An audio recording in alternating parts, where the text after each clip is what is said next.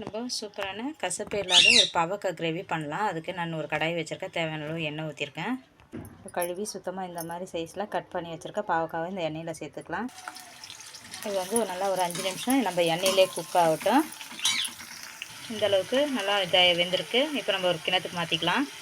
நம்ம இதே எண்ணெயில் கடுகு உளுத்தம்பருப்பு போட்டுக்கலாம். சீரகம் கொஞ்சம் சேர்த்துருக்கேன். ஒரு பெரிய வெங்காயம் கட் பண்ணி வச்சுருக்கேன், அதை சேர்த்துக்கலாம். வெங்காயம் வந்து இந்த அளவுக்கு வதங்கி இருக்குது. இப்போ நான் ஒரு தக்காளி கட் பண்ணி மிக்ஸி ஜாரில் சேர்த்து அரைச்சிருக்கேன், அதையே மிக்ஸ் பண்ணிக்கலாம். இப்போ நம்ம மசாலா ஐட்டம் சேர்த்துக்கலாம். கரம் மசாலா, மிளகாத்தூள், தூள் 1/4 ஸ்பூன் சேர்த்துருக்கேன். இதெல்லாம் மிக்ஸ் பண்ணிக்கலாம். குழம்பு வந்து இந்தளவுக்கு கொதிக்க ஆரம்பிச்சிச்சு. நான் ஒரு சின்ன புளி எடுத்து கரைச்சி வச்சுருக்கேன், அதை மிக்ஸ் பண்ணிக்கலாம். அப்புறம் நம்ம ஊற்றினா புளி வந்து நல்லா கொதிக்க ஆரம்பிச்சிச்சு. எண்ணெய் பிரிஞ்சு வந்திருக்கு பாருங்கள்.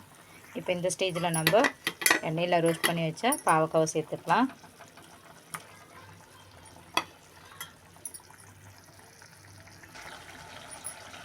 ஒரு ஸ்பூனு வெல்லம் சேர்த்துக்கலாம்.